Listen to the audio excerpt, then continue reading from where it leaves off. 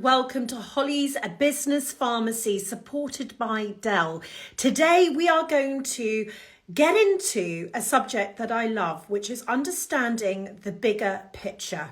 So many of us are caught in the weeds of life and our businesses, and I want to get us onto the balcony, off the dance floor, and into a place that we can actually understand why we're doing what we're doing.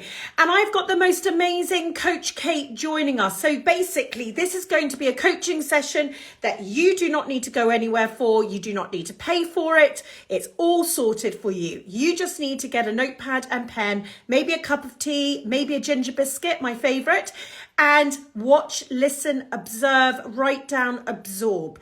So here's lovely Coach Kate. Hello. Hi.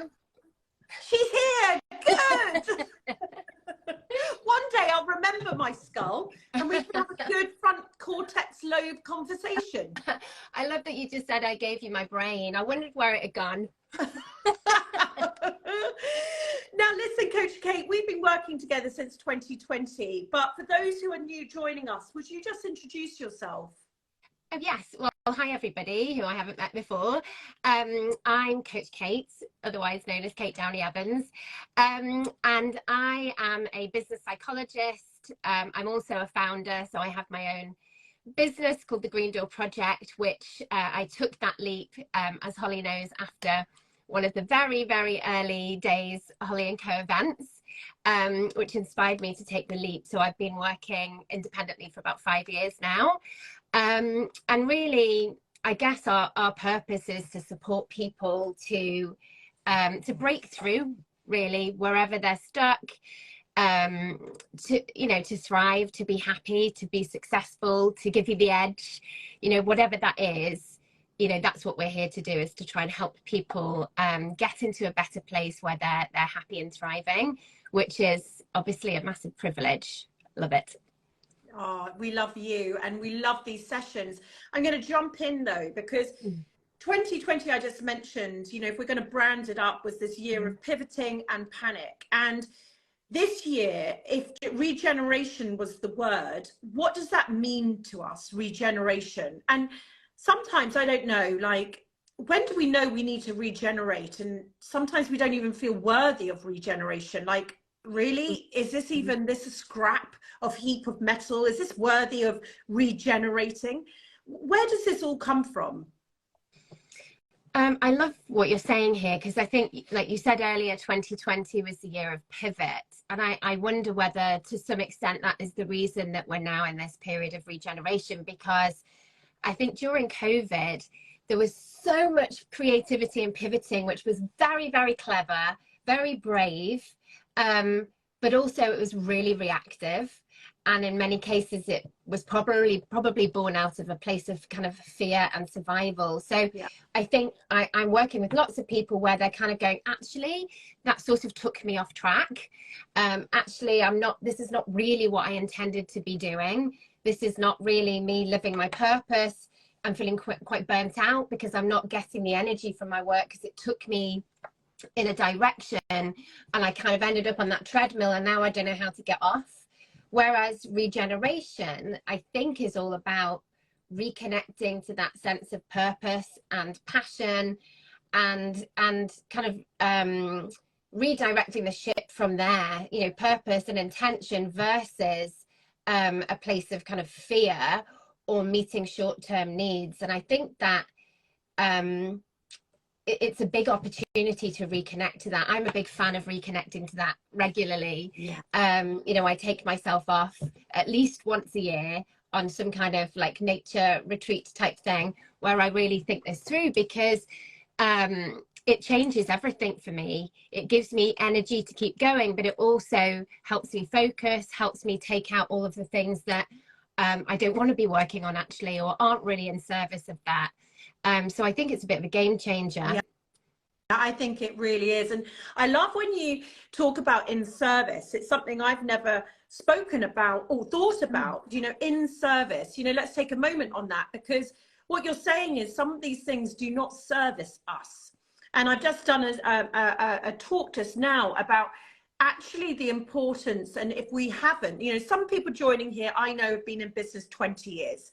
And some people I know here have been in business a shorter period of time. Some people are COVID babies, so they've basically born their businesses out of COVID. The thing is if we've never stopped, and this session is about getting on the balcony, you know, if we've never stopped and actually thought about why we do this, what personally we are looking to get out of this. We can all call it good life businesses. I can write a book saying, do what you love what you do.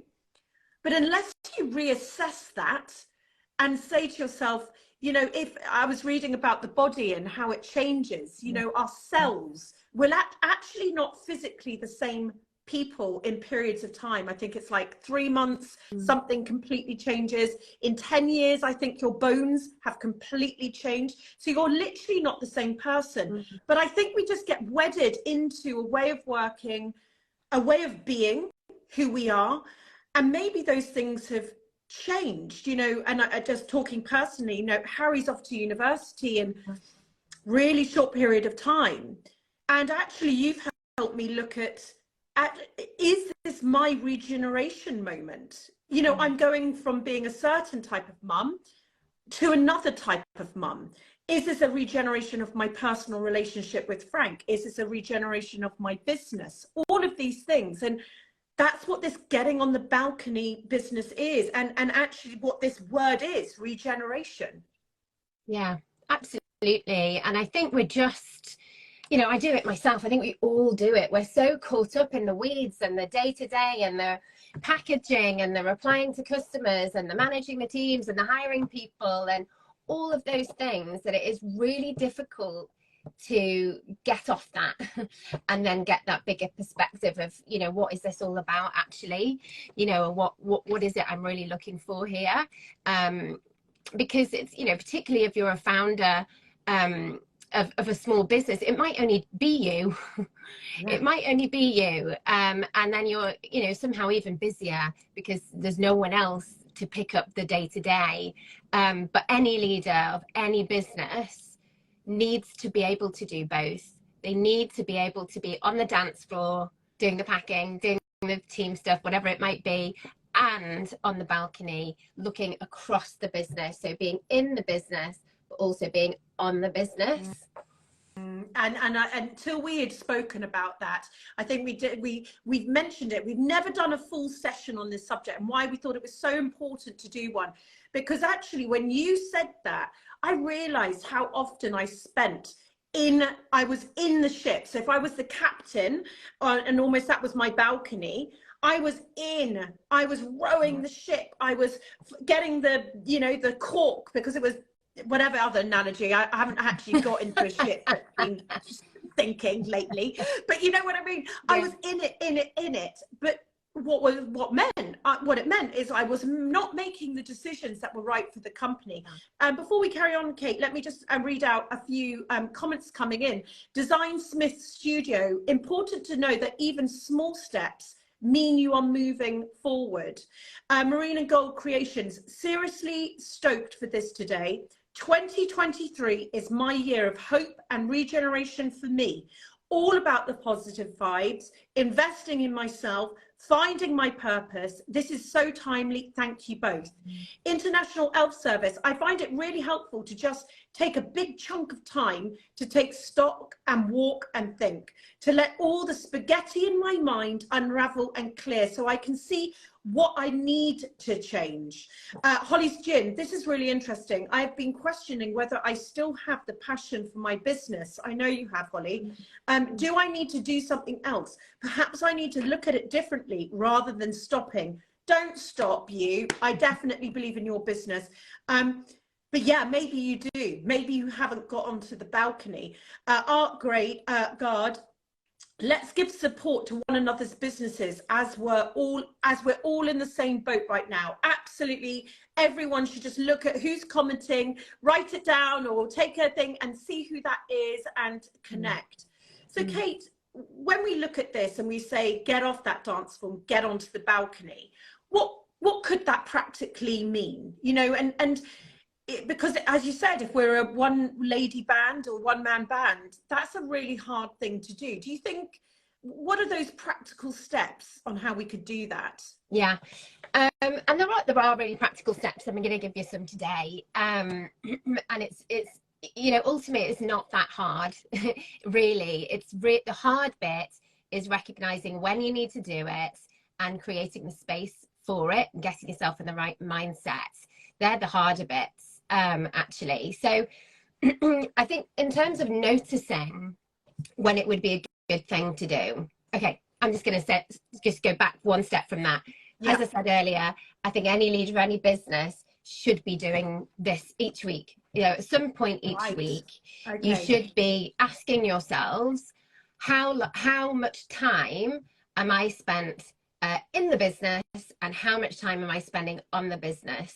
So this is not, I think this is a habit actually that we want to get ourselves into. But then there are occasional moments where you might be really noticing that you need to really get on the business, really get on the balcony, because you've got some major issues going on. So it might be, you're just feeling completely stuck, like you feel like you're shoving things up a hill and not getting anywhere. Or somebody said earlier, you feel like you're in a rut and you can't get out of it. Maybe you can't see the wood for the trees. You're feeling overwhelmed, and you need to get some perspective and focus in amidst all of the noise. Or sometimes there may be hidden dynamics.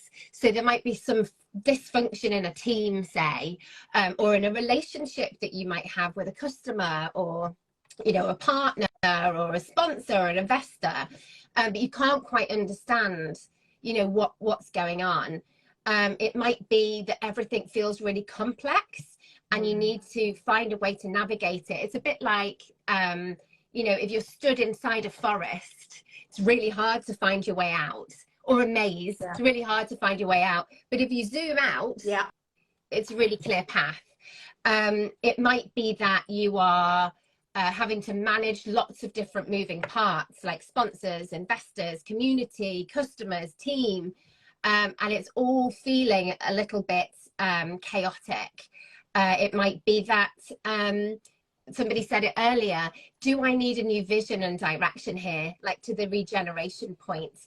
How can I start to understand and paint that bigger picture of where I want to go to, and then how can I understand where I am actually at now in order to work out what things need to change or what I need to focus on to get there.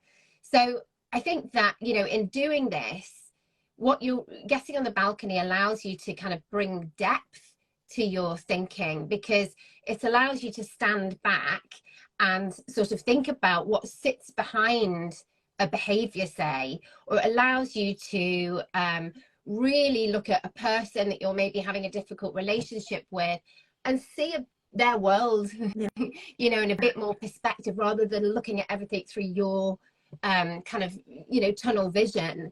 So it allows you to, to get that kind of depth into your thinking, rather than basing things on assumptions and that kind of thing. It's the first bit is notice when. And can I just add to that little first bit, which is, even if there's some people saying, well, how do I do that? Like, you could just say Friday afternoons every single week. You don't have to actually do anything. This isn't about, you've got a task to do. It could just be that you could say Friday afternoons, I'm going to zoom out on everything in my life. It's a quiet thing you can do. It could be that you're having, do you know what I mean? And if you can zoom out and then reflect, some of the things that, you might look at, just to add to what you were saying, Kate, being able to zoom out, I think, is one of the fastest ways to not only, and firstly, I'm all for having a vision, understanding where we're going, understanding the path that we want to. And that's also zooming out. And then you've got to almost maintain that. You've got to say, okay, well, I set this course, but if you're in the weeds and in the maze the whole time that you were set on that course, you're never getting there. So actually the whole thing is, if on a Friday afternoon I'm now setting that time aside and I'm reflecting on what have I done to stand on the balcony and make bigger decisions about my future before my future gets to me. And also, what's blocked me this week? Yeah. You know, what has stopped me doing this? What's made me unhappy? What has, you know, am I arguing with Frank, or am I not getting out to being creative, or have I been, you know, doing so many sort of bossy type things, you know, HR and all this sort of stuff, and actually I want to get out there and do that. Have I not actually connected with anyone? I've not networked. I've not done anything. It allows you to almost quietly, and you could just start to note these things, couldn't you? Even that mindset change of just thinking like this, surely that causes a positive reaction. Yeah, well, interesting what you just said then. So when do your greatest insights come about the business? So the most kind of powerful ones, the new ideas, the breakthroughs, when do you tend to get them? When I am on a walk and I am allowing myself to float upwards, and I like to be a bit mavericky. Do you know what I mean? I like to, not maverick in a really maverick way, come on, but I do like to, no, not that wild. Do you know what I mean? Glass of wine and monster munch, that's all that's happening here. But I do, that's when it is. It's when I know I need to power my engines, and I just don't know why they're not burning hard enough. And so I sort of go on a walk, and I almost go, and if anything was possible,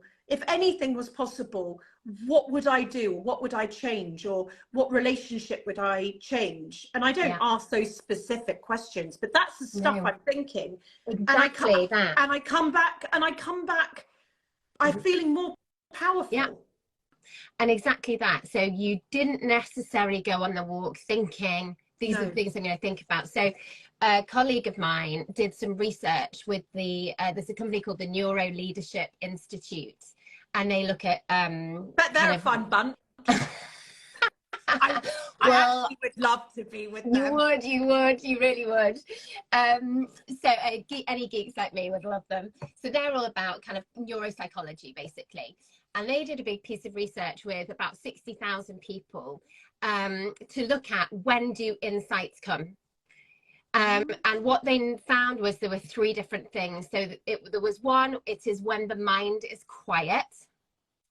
Right, yeah. Two, when the mind is like erring to the positive, not like crazy glasses so full it's overflowing, but just erring to the positive. And moments when you're not focused on the problem or the challenge or the issue. So sorry to say, but probably pretty much anything you do in the bathroom, even if you wouldn't want to share it with people, is likely to bring insights, because you're in this sort of almost like meditative state where you're just kind of going through the routine, and it essentially is allowing your mind to be free. But the problem is, and you know, people are sort of going, oh, this feels really hard, or I don't really know how to do that. For some people, it is really hard to let their mind be free and to create a boundary around the space to do this. So one of the reasons for that, and I think it's useful perhaps to people on this live who are maybe feeling that way, is to notice some of your triggers around this. So we've talked about triggers before. So a trigger is something that creates a reaction in you. Maybe it makes you anxious, maybe it makes you feel a bit frustrated or guilty, and ask yourself what sits behind that. When you think about creating some space for yourself to think and reflect, what are the beliefs that are getting in your way and causing that reaction? Usually it's some kind of sense of duty to hard work, must be hardworking all the time, duty to being busy. You know, I'm only really going to be successful if I'm busy. So how can you change, if you're one of those people, how can you change your relationship to this? You know, so that you don't have the, when I stop, I feel guilty. I feel like I'm wasting time. I feel like I'm losing time. you know, many people, even when they stop to take a break, actually intentionally take a break, can't, because they're so agitated by those like beliefs and sense of duty. So what new mantras perhaps could you give yourself that allows you to reframe that and challenge some of those beliefs that are actually limiting you? Like one of mine is walking is working, because it always is. You know, I go for a walk, tick, because that's my exercise of the day. But it's always work of some sort, because it's the time when I get ideas, time when I get insights, and it's definitely the time when I zoom out mentally and can start to see the bigger picture. Yeah. So you're saying that's a positive, yeah? Walking is working. Walking is working. Brilliant. But rather than walking is, oh, I feel guilty, or I haven't really got time because I should be working.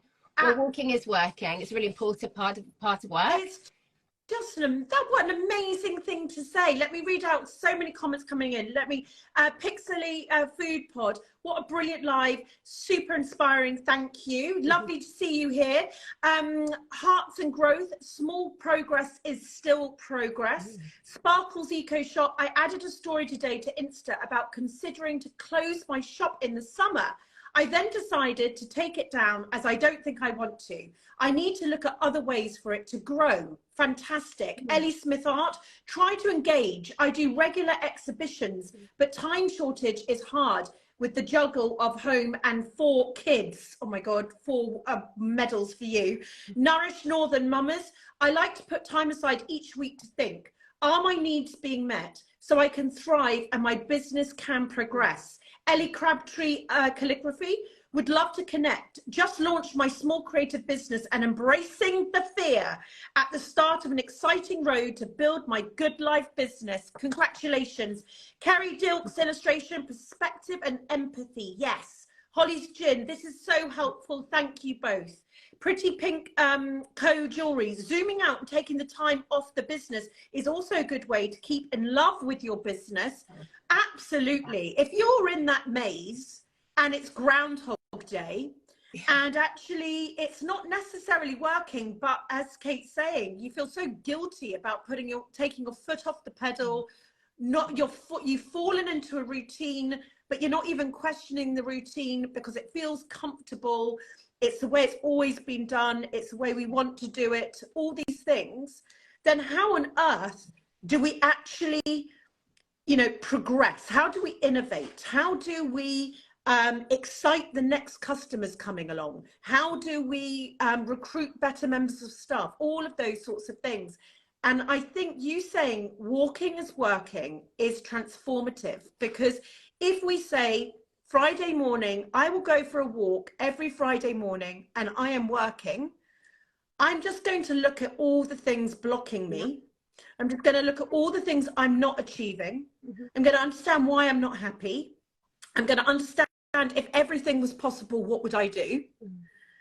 And no one needs to hear these things, do they? That's the thing. No one needs to hear it. No. And, I think also if we remember what the Neuro Leadership Institute found, they did also find that the insights came when you're not thinking about work. So it's also okay to go for a walk and trust that the right insights will come to you. I can give you, though, a few tips on how to get on the balcony when you have a specific let's do that challenge. Let's do that. Kind of what you're talking about there, Holly, is I don't know, maybe I need to really create a new vision because I'm feeling stuck. There's a weird dynamic going on in the team, I can't work it out, whatever. I've got a new product that I want to launch, and I really need to understand how that's going to work and all of the things that are going to influence it. So these sorts of specific challenges that you're facing, what we've sort of talked about there is like a mental reflection, actually. So you go for a walk, you get insights, always take a journal with you and make sure you write them down. You've got something to capture them with. But there's also sort of physical ways that you can get on the balcony as well. One of the things that I do with people a lot is to paint or create models or pictures of the challenge that you might be facing and the kind of system around it.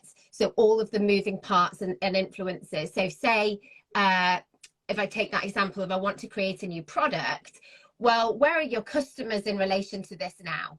Are they in a completely different space? Are they all the way over here? Because this is like not even in their world. Or are they right next to it? Because this is exactly what they're looking for.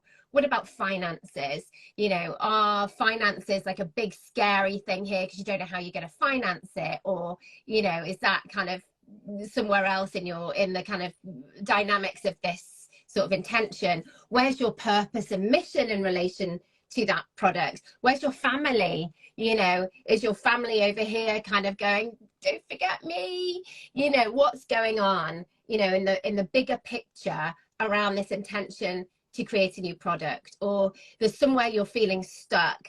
Map out the bigger picture around the thing you're feeling stuck about, and then stand back from it. I often do that with Lego. With people, I get them building it with Lego.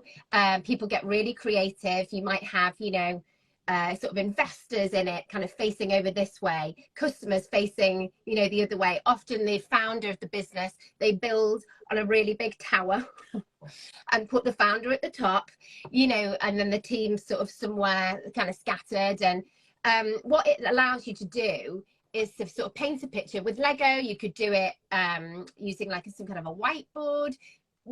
You know, the artist could paint it on a wall and a big mural, however you want to do it. But then you step back from that picture and you start to say, what is it that I am seeing? What do I notice now that I didn't see before?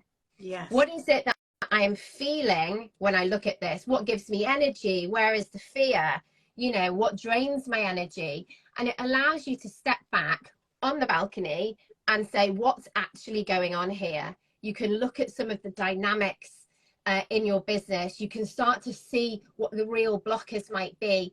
By the way, it's quite often a founder and your own mindset. You can see yourself in it because it allows you to create a picture that has you in it. It allows you to get out of your own way. It's just the process of putting you in a picture. You can look at, where am I stuck? You can visualize, you can build a picture of the future, and you could build a picture of the current state of your organization and go, actually, what would need to shift to get from here to here? And you can start to see patterns and not problems. And then you can start to interpret it. You could bring your team in and go, how do you see this? Is this what you see when you look at this issue we've got with getting funding or whatever it might be? So things like that can be really creative and super helpful to be able to have a visual picture. Yeah.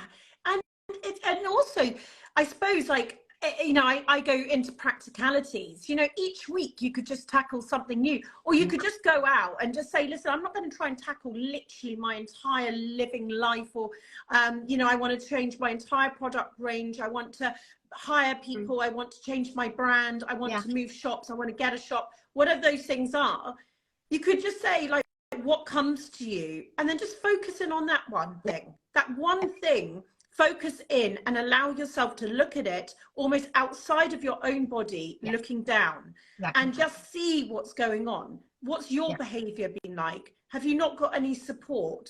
Is that why you're not getting creative? Because basically you have absolutely no time to get creative because you've got no support at the moment. All these sorts of things. Let me just read out a couple of comments. Emma Jackalone texts us, hi Emma, sometimes when I need thinking, reflecting, I ask myself the question before I go to sleep and wake up feeling much clearer about it. So this must go into your point, which is your brain is relaxing. Yeah, of course. And so potentially that is.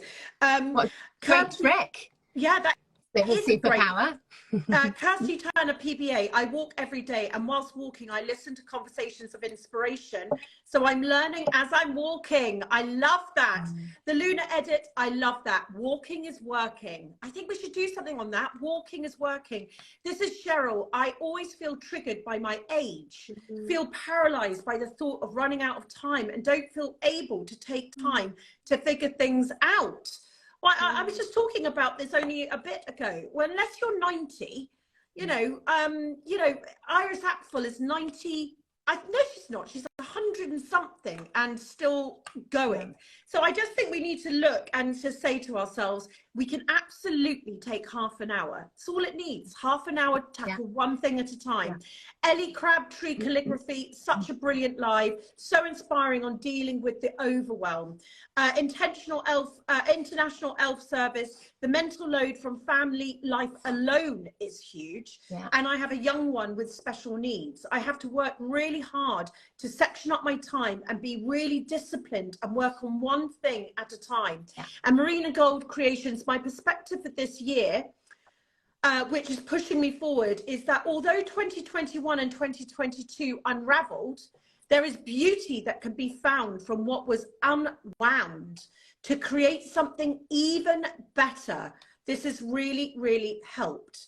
I was going to ask, tell me, when are there any more practical tools that we can have, Kate? Well, just a really quick one, basically. And I just wanted to respond very quickly to the person who said, like, managing family and having children with particular needs, you know, and needing to focus on one thing at a time, or your whole idea of, you know, incremental gains. Some of these mapping ideas and getting perspective, what they allow you to do is focus on the thing, you know, the thing that's actually going to make the biggest difference. But one of the other things as well, when people find, you know, it hard to create the time, particularly if you've got teams, is to kind of introduce this as a habit, you know, in your meetings or in conversations with your customers or whatever it might be. Introduce this idea of just pressing pause in a meeting. What's going on here, guys? Like, what is it that we're really noticing? Like, what is it you're feeling? What do we think is really going on? Maybe what's not being said. You know, you might notice that you're kind of going around in circles. Press pause, zoom out, and ask what's really going on, what's keeping us stuck. And I think one of the other kind of habits, I suppose, that I often use with teams is when you're trying to get underneath the skin of something and you're trying to understand what's really going on, you're trying to get more insight. 5 whats equals a why when you're asking questions. So if you, you know, you've got a team member, say, who's unhappy, or you've got a customer who seems unhappy, or a client, or whatever it might be, often we ask questions like, why is it you feel this way? Or let's just make it normal. Why is it you've dyed your hair that color, right? Well, that gives you a response that's usually a justification or a defense. It doesn't give you insight. But you ask questions like, what is it that you love about that color? What is it that it makes you feel? What, you know, and those sorts of questions, again, they're kind of zoom out questions that kind of give you insight. So there's little like habits that you can build into your team and your day to day, as you don't require any extra time. Yeah, and what you're almost saying there is, if it's customers, suppliers, if it's teammates, if it's your family, even, what you're saying is almost take a moment. If you can build the courage, if you start making this a habit in your own life and watching your business transform and yourself transform, you could introduce 5 minutes of it to other people in your lives and watch what goes on there. You know, and Kate has taught me this very well in terms of trying to start a meeting by almost getting on the balcony of why we're all even sitting there, even for 5 minutes, helps the meeting become so much more productive. Because otherwise we just get straight into the detail of everything. And actually, if we look at why we're doing it, it could be that the meeting we're about to have is completely a waste of time. And this is the idea that everything that you do, so, you know, to summarize, what we're talking about here is the power of stepping outside of yourself, the power of standing on the balcony, the power of getting out the weeds, the power of looking at your own personal goals and your business goals once a week, is probably, is transformative. I know it is. I know it to be true. Absolutely know it to be true. Have done a bit of that this week, and I've made 3 or 4 decisions that will change the next decade of Holly & Co. Just like that, you know. And but it's the next decade Yeah. that I've just changed. But if I hadn't have had those moments, and it's been not a quiet week, but I've had more reflection time this week, Yeah. I would have joined next week, next month, not having made those decisions. Yeah, exactly. And that's why I like it being a weekly habit, because you say it's a fortnightly habit or a monthly habit, and then you miss your month, and then suddenly it's 2 months, and then suddenly, you know, it goes on and on and on. So just integrating it into your week somehow, giving yourself that space and doing that reframe, which is seeing this as work, potentially, like you said, some of the most transformative, highest value piece of work you might do that entire week. Yeah. Is kind of that zoom out perspective, and it's brilliant to kind of get you unstuck. And you know, like you say, you could do it on your family as well. You know, if you've got kind of dynamics going on and you're feeling guilty and all those things, you know, paint that picture, do it with them. How are you feeling? Where would you put yourself in this picture? This is actually where a lot of that work came from, family therapy, because they use some of these methodologies for families to understand the dynamics and how they all relate to each other, and you know, how other people are feeling. You can do exactly the same in business. Amazing. Few comments before I need to leave you, Kate. Take the weddings. Great advice. Look after your mental health. The team is going for a walk now. Yay! Well done. Pink Lines Mango. I love Lego. My sister is a Lego serious play facilitator. That's it. And I did a taster session and built my typical day in Lego. Yeah, that's what so I'm fun, and I love that. Oh my god! That's it. If anyone looks it up, it is Lego's play, exactly that. Lego Serious Play Facilitator. What a job title, you know? Willow Fox Interior Shop. I'm a candle maker, and it's hard running the business on my own, but I am determined to make it work. I get great feedback on my products. Walking meetings are great. Snug Bookshop, thank you for this. Having a weepy I'm a failure day today. Tomorrow's a new day. Go with it, go with it. We have to have the ups and downs. Rocking Felter, I'm having a meeting with myself when I have a walking is working session this evening. Yeah. Okay, well, I hope you've got a nice boss there that will allow you to do that. And I just, on this ending part, I just think that's the other thing I wanted to say, is that we beat ourselves up so much that I know it, you know, if I'm going to go now and have a bite to eat for lunch, it's you get yourself very quickly, don't you, into okay, so I've had 20 minutes now, get back to it. Or you know, the idea that, you know, literally anything that I don't do that is work is slightly tainted. And so I think, as you said today, potentially the 30 minutes I made a few decisions this day, the other day, affecting the next decade, I could put my tools down for the week. You know, it's and of course I can't, but the point is that made such healthy benefits for my business that actually my work's done.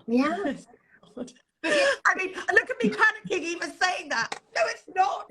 No, because now you're going to go and do the things you came up with. Exactly. It creates capacity, because it allows you, like zooming out allows you to get rid of some of the low value activities that you're just sort of doing because they're habit, because it's always been the way, because you pivoted in 2020 and then you've sort of, it's just become ingrained.